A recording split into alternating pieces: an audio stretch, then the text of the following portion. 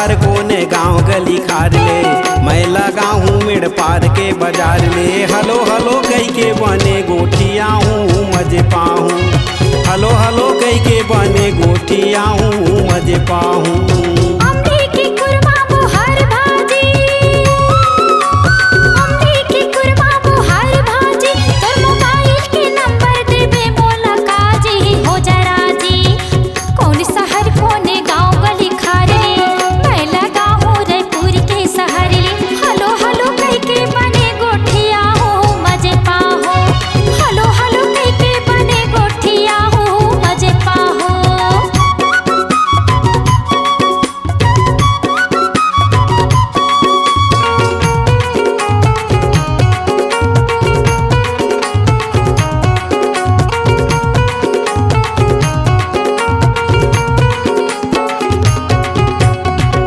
बिना जियो नहीं मैं खावा पियो नहीं, नहीं मिलबे तो मैं हाँ बर्बाद हो जाऊँ।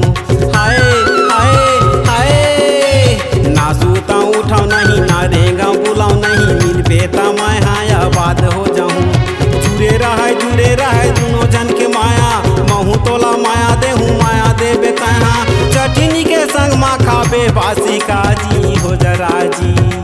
कोने शहर कोने गांव गली खार ले, मैं लगा हूँ मेड़ पार के बाजार ले। हलो हलो कह के बने गोठिया हूँ मजे पाहूँ, हलो हलो कह के बने गोठिया हूँ मजे पाहूँ।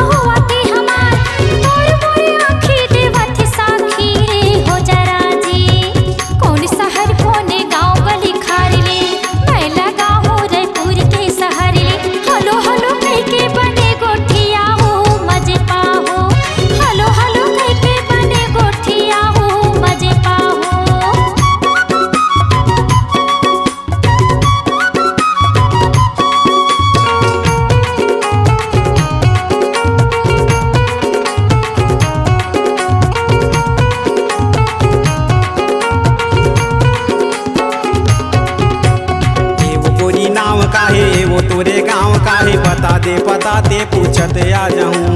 ए अर सुन तो गोरी तय हजी है जाबे मुहे मुहे मोला पावे, बन के छैया तोर संगे माया जाऊँ। माया गढ़ा दे ले डार दे लगार, जुग जुग माया हाँ रहा ओ हमार, जिंदगी के मोला बना ले साथी जी हो जरा जी। कोने शहर कोने गांव गली खार ले, मैं लगा हूँ मेड़ पार के बाजार ले। हलो हलो कह के बने गोठिया हूँ मजे पाहूँ, हलो हलो कह के बने गोठिया हूँ मजे पाहूँ। अमली के कुरमा बोहार भाजी, अमली के कुरमा बोहार भाजी, तोर मोबाइल के नंबर देबे मोला काजी हो जरा जी। कोने शहर कोने गांव गली खार ले, मैं लगा हूँ मेड़ पार के बाजार ले। हलो हलो कह के बने गोठिया हूँ मजे पाहूँ, हलो हलो कह के बने गोठिया हूँ मजे पाहूँ।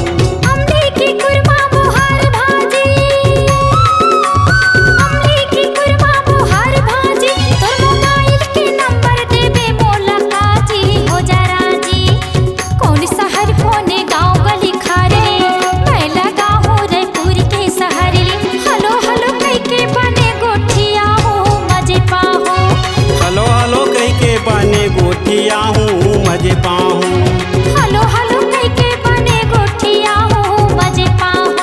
ए हलो हलो कह के बने गोठिया हूँ मजे पाहूँ, हलो हलो कह के बने गोठिया हूँ मजे पाहूँ। ए हलो हलो कह के बने गोठिया हूँ